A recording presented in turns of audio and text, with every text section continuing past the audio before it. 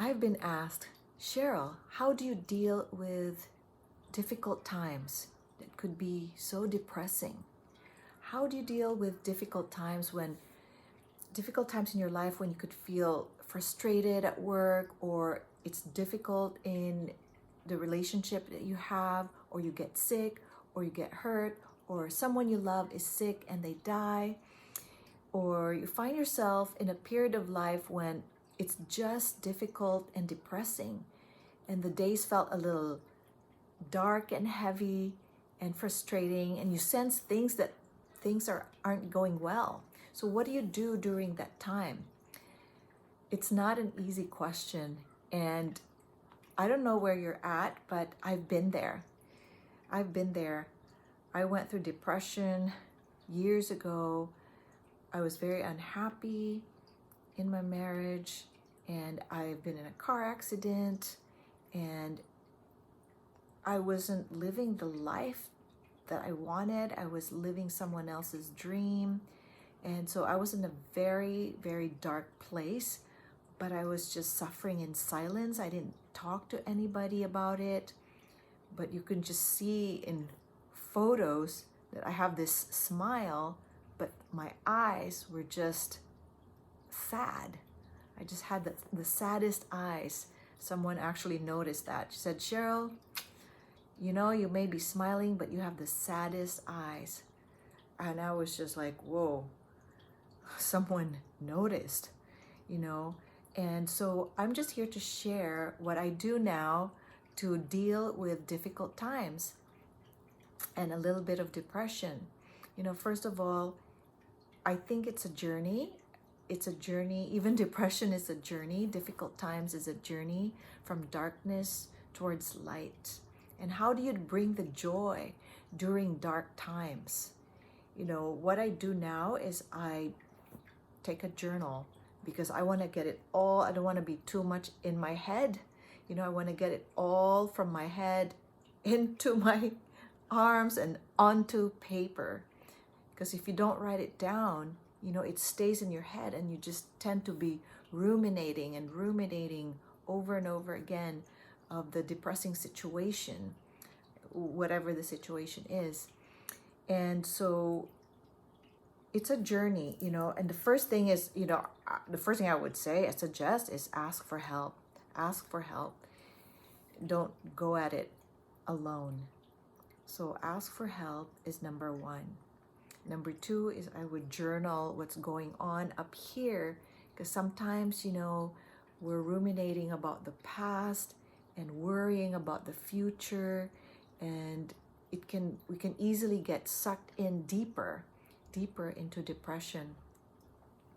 And I ask myself, and I would write it down, I ask myself, what am I about to learn here? What am I about to learn in this situation?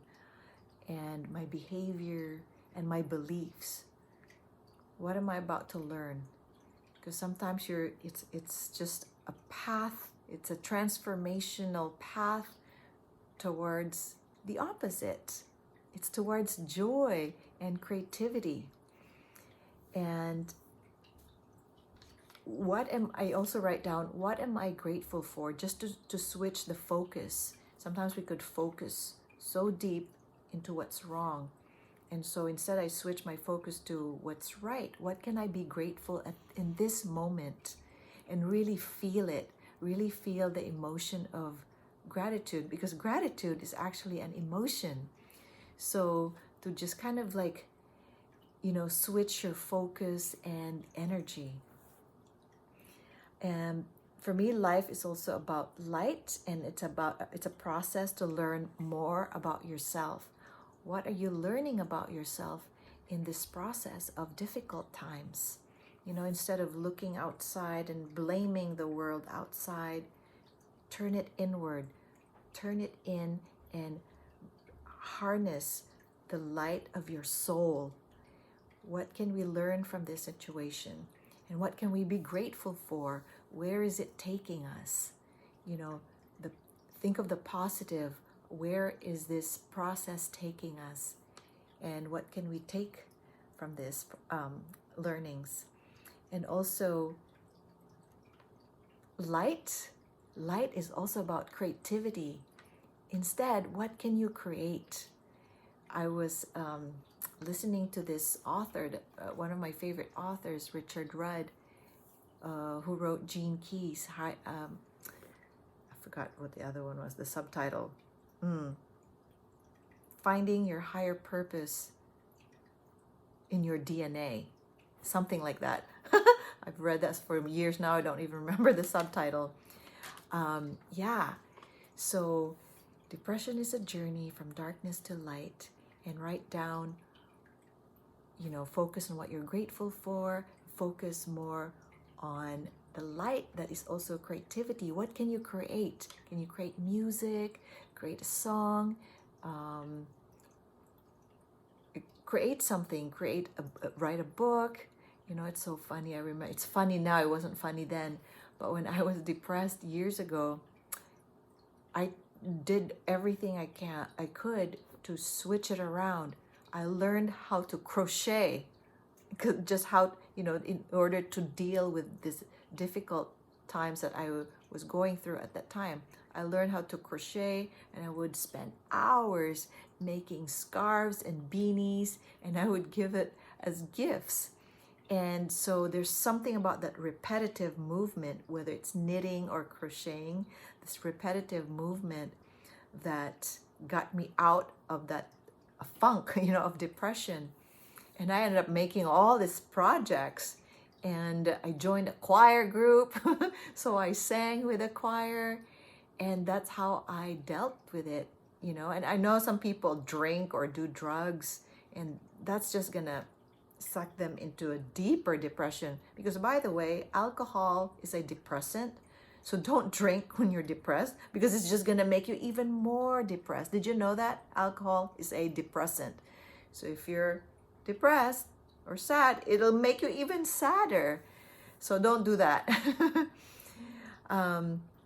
And also, I actually wrote some notes here. Respond to the difficulty with creative energy. I'll say that again. Respond to the difficulty with creative energy. Even the smallest amount is a beginning. Little victories, little by little. You build and build a momentum with little victories like that. And that light, that flame inside of you begins to glow inside of you. And then hope returns, and spring returns again inside your being. So I just wanted to share those things with you. Journal what you're learning about yourself in the process of the difficult times or depressing times. Write down what you're grateful for, and really feel that emotion, because gratitude is an emotion.